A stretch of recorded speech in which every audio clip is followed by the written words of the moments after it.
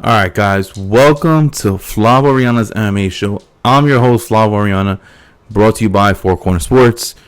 Man, guys, UFC Vegas 74 is officially in the books. Can't believe we're still having this many fights in the Apex.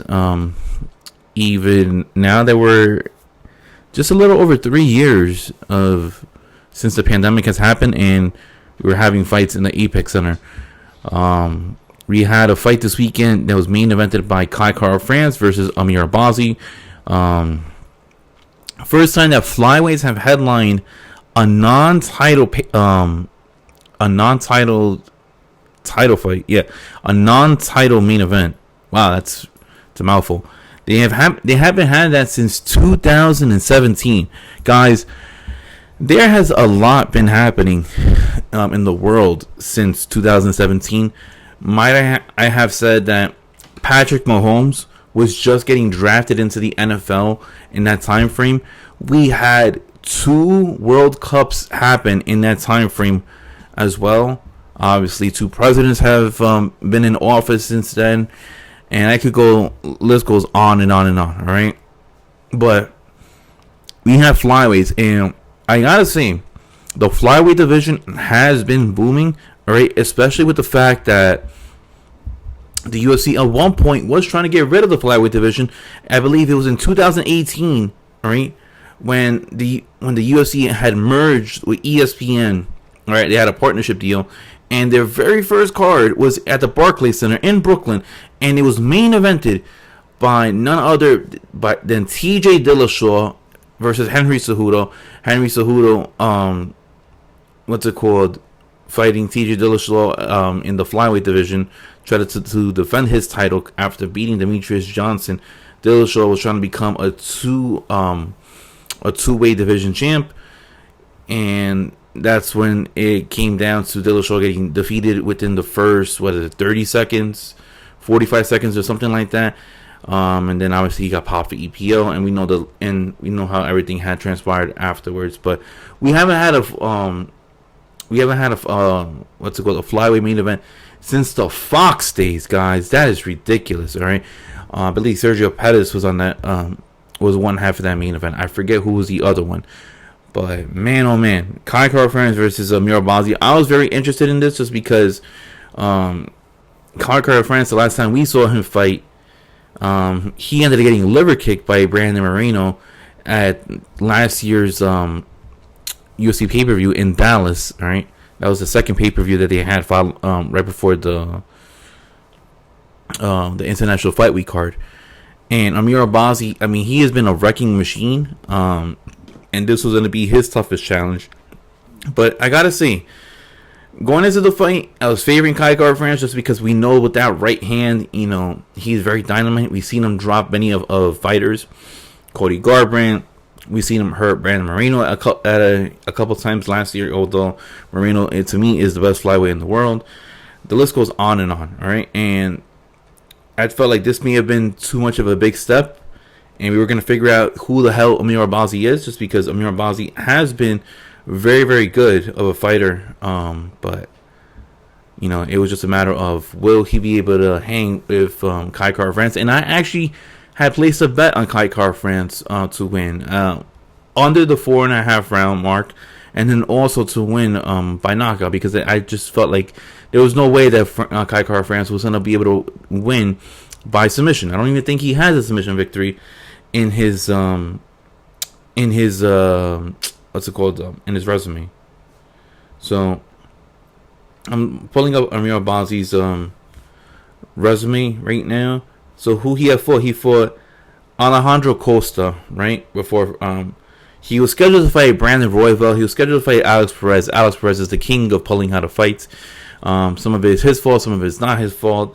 He had beaten Francisco Figueiredo, the brother of former flyweight champion Davison Figueiredo, who we have no idea what's happening with his career, because is he going to bantamweight? Is he sticking at flyweight? I mean, it's a lot of commotion when it comes to Brandon with Davison Figueiredo. He defeated Malcolm Gordon, and now it's actually his first fight in the UFC. So he goes against Kai Kara-France, and coming into the fight, Amir Albazi is 4-0 in the UFC. Kaikor France, had beaten Askar Askarov, which was a great fight. Had defeated Cody Garbrandt, Rodrigo Bontorin, lost to Brandon Royval. All right, Tyson Nam, and he had lost to Brandon Moreno for the second time. But for the first time. The second time was actually last year. And I'm thinking to myself, Kaikor France has a very, very, very good resume in the flyweight division, and I felt like if he was to get the victory on Saturday, he can possibly squeeze himself into a title fight in the future. But maybe Amir Albazi is the right person to get the job done, and the judges saw it like that, and I wasn't a big fan of it just because of the fact that I felt like, some people had said Kaikor France won 4 rounds to 1. I saw it was 3 rounds to 2, in which I had favor round 1, KKF, round 2 and 3 Amir Albazi, and rounds 4 and 5 I had given it to KKF, and I'm like, what were the judges seeing? Yes, I understand if you wanted to give round 2 to KKF, but I just felt that Amir Albazi was able to pick it up a little bit, and it was garnishing for him to win round 2, and then obviously he clearly won round 3. But I just truly did feel that the judges did rob KKF, and that's just how the cookie crumbles at times. Unfortunately, you can't leave it to the judges, but I do want to say that I agree with Israel Adesanya. I firmly do believe that the Nevada State Athletic Commission needs to get behind this, and the UFC needs to get behind this as well. That if there is any questionable judges' scorecards, all right, we see it with boxing, we see it in other sports, all right. How come referees and judges are not held accountable? All right, they're not held accountable, and I just think that Chris Lee, all right. I gotta look it up again. I think it was like Chris Lee, Sal D'Amato, if I'm not mistaken, were on Saturday's judges scorecard. Yeah, Chris Lee, Sal D'Amato, and Mike Bell. All right. I don't know what the hell Chris Lee was looking at. He gave Kaikor France round 1, Amir Albazi winning 2, 3, and 4, and Kaikor France winning round 5. What kind of fight were you watching, my friend? Because there was no way in the world that KKF lost round 4. All right. And then Sal D'Amato, gave KKF only rounds 4 and 5. So you mean to tell me that Amir Albazi ended up winning rounds 1 to 3? That is absurd. The only other person that I felt I got it right was Mike Bell. Mike Bell got it correct. Kaikor France ended up winning, the correct rounds. He had KKF winning round 1, round 4, and round 5, which Amir Albazi ended up winning rounds 2 and 3. That is the correct scorecard, my friends. All right. There is no reason why the judges' scorecards are that all over the place. All right. None of the judges' scorecards are matching. None of the judges' scorecards are matching when it comes to the rounds, and it's just very absurd to me because you guys are sitting front row, and I believe they are carrying over the same boxing judges that they have to cover boxing events. No, this isn't boxing. This is MMA. All right, and they got to understand the difference between significant damage, all right, and jabs and stuff like that. And Kaikor France was leading the way. All right, I believe he had 88 significant punches landed to the face or body of Amir Albazi compared to Amir Albazi's 51 landed punches that he had landed. There's no reason why Amir Albazi had won.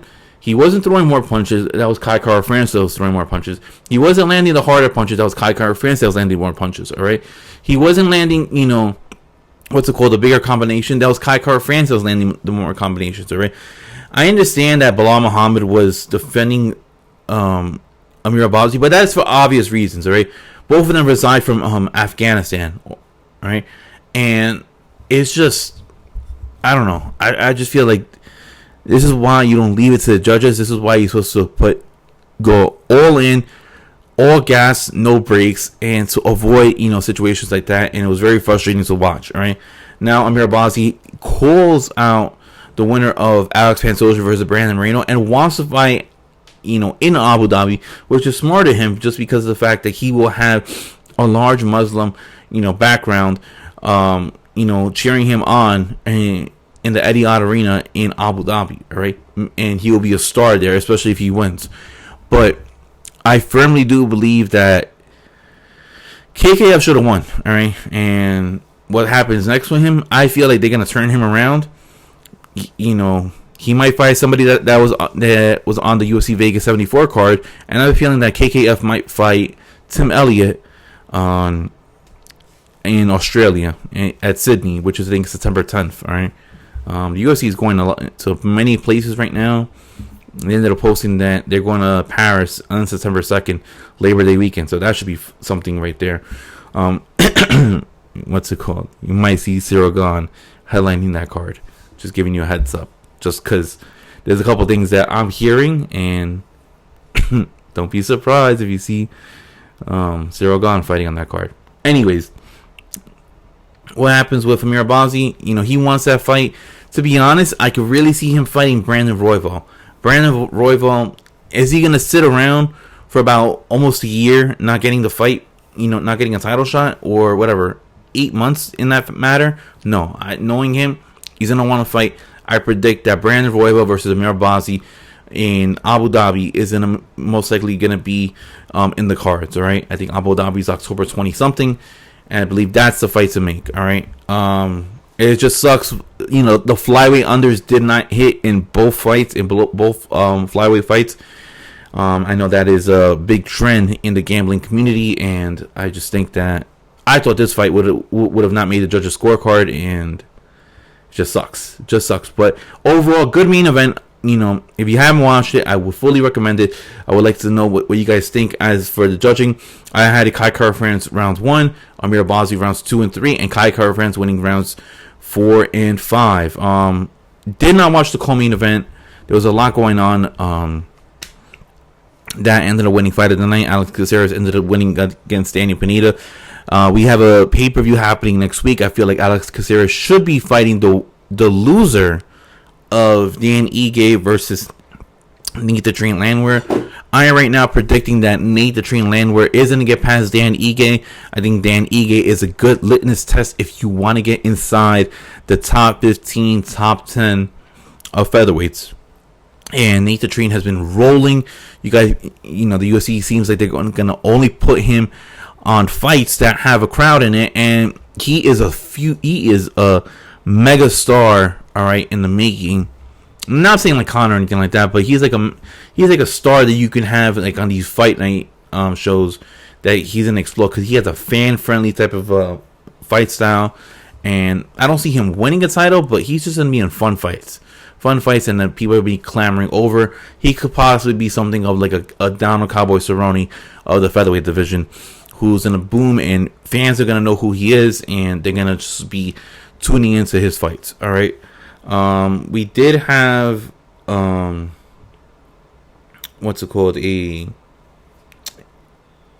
fight against give me a second, I'm trying to pull it up right now, of Jim Miller versus Jesse Butler. Jim Miller was supposed to fight Jared Gordon. Jared Gordon had pulled out because of an injury. In comes Jesse Butler from Fury FC. All right. And Jim Miller, he's an OG. He's been in the game for a number of years. And Jim Miller comes in, does his homework. It's clear that Jesse Butler, he likes to fight at range. And if you get inside of his bubble, right, he doesn't know how to defend that well. And Jim Miller takes one to gives one, throws a looping left hook at Jesse Butler, catches him by the ear, gets him staggering back. Jesse Butler tries to throw another hook. Jim Miller just puts his hands up, pushes up, and throws another looping left hook, catches him right on the chin or right on the jaw, dropping Jesse Butler, throws an uppercut while he's on the floor, knocks him out cold. Jim Miller gets the fastest knockout in his illustrious career. Guys, he has been fighting, all right, he has, I think, 40 or 45 appearances in the UFC. He got his 25th win. All right, in the UFC. Oh no, I'm sorry. I think he has something like that, 40 plus appearances or whatever. Got his 25th win in the UFC. He got his fastest knockout this late into his career at the age of what, 38, 39 years old. That is obscene right there. I mean, Jim Miller, he's not going to fight for titles, all right? I don't think he's ever fought for a title. He's not going to fight, inside the top 5 or anything like that because he'll get destroyed. But putting Jim Miller against prospects or guys that are, well past their prime, that is the avenue that you go with. And I know there is a lot of talking right now that Jim Miller should fight somebody like Matt Brown. I'm telling you right now, there's a card in Salt Lake City on July 29th, all right?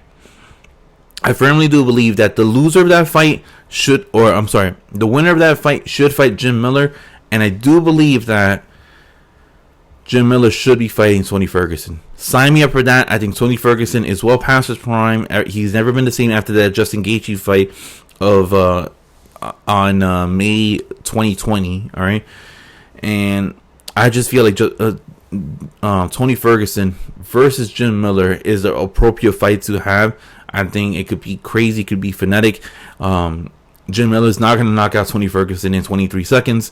Tony Ferguson is not going to be able to knock out Jim Miller in 23 seconds. So why don't we have that? Tony Ferguson has been through a road of hell since that Justin Gaethje fight. Losing to Oliveira, getting knocked out by Michael Chandler, getting submitted by Nate Diaz. I mean, it's been a long road. But I will say this, that I would love to see Miller versus Ferguson. Sign me up for that one. That's going to be a great, great, great fight, in my opinion. We did have Andrei Arlovski, another guy that has 40 appearances in the UFC, versus Don'Tale Mayes. Arlovski, a former heavyweight champion. The man has had 5 losing streaks in the UFC. The man has been fighting since, 1987. My cousin wasn't even born in 97, all right? My first cousin. And not even my sisters were even born in that age. I was barely, 3 or 4 years old. Man has had a long, illustrious career. He made his debut in the UFC when Randy Couture just won his 2nd world title. That is absurd right there. And he came into the UFC when the UFC only had 3 weight classes, all right? The man is still fighting in 2023. It is obscene, all right? Fighting Don'Tale Mayes and heavyweights, it's a tough division to fight in, especially if you're this late in your career. Don'Tale Mayes drops him, knocks him out. I don't know if Arlovski hangs it up or not. I think he should. There's no reason for him to keep fighting. I mean, we know that Arlovski has won a couple of fights and has dragged it out to a decision scorecard, but maybe Arlovski should hang it up. I mean, Don'Tale Mayes isn't a killer that's going to be fighting for a world title. He's middle of the pack road. He's in the Parker Porter, category. But I do think that Arlovski, he's not in that Jim Miller category where he's going to continue to win fights against young prospects and stuff like that. I think Arlovski should hang it up, especially at heavyweight. With one punch, anything can go. I know that could go with any other division, but heavyweight's obviously hit harder, and maybe that chin is starting to disappear a little bit on Arlovski's. We did see a fight with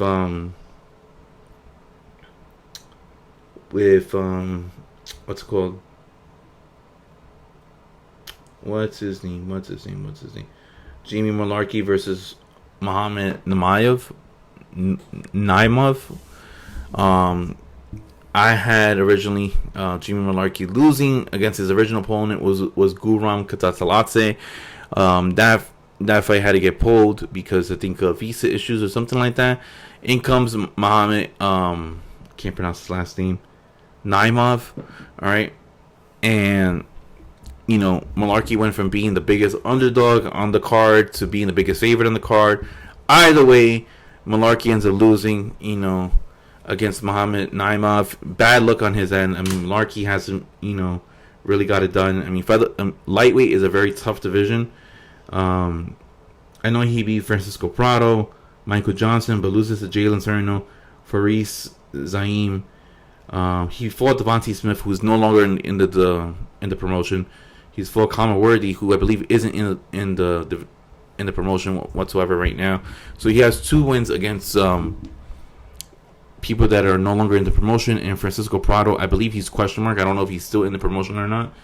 But Malarkey went from being a high level prospect out of Australia to losing to somebody who the UFC and Vegas thought that he was going to be a big favorite. Not a good look. Wouldn't be surprised if the UFC ends up releasing Jamie Malarkey. But UFC might have something with this Muhammad Naimov. Wouldn't be surprised if they put him on that Abu Dhabi card in October. But yeah, guys, that is it. UFC Vegas 74 is officially in the books. Happy that I'm behind the mic. Can't wait to be behind the mic, for some more. Next week we have UFC 289. But main event is Amanda Nunes defending her bantamweight title against Mexican's own Irene Aldana. And co-main event, it is a banger. It is Charles Oliveira, alright, Duke Bronx, versus the one and only Beneil Dariush. Alright, winner of that fight most likely gets a lightweight title shot, and Abu Dhabi against Islam Makhachev. But guys, don't take it upon me. Order the pay-per-view. Watch the fight. I think it's going to be awesome. Can't wait to see it. So then, guys, I am Flavio Rana, and I'll see you guys next time. Peace, guys, and have a good one. See ya.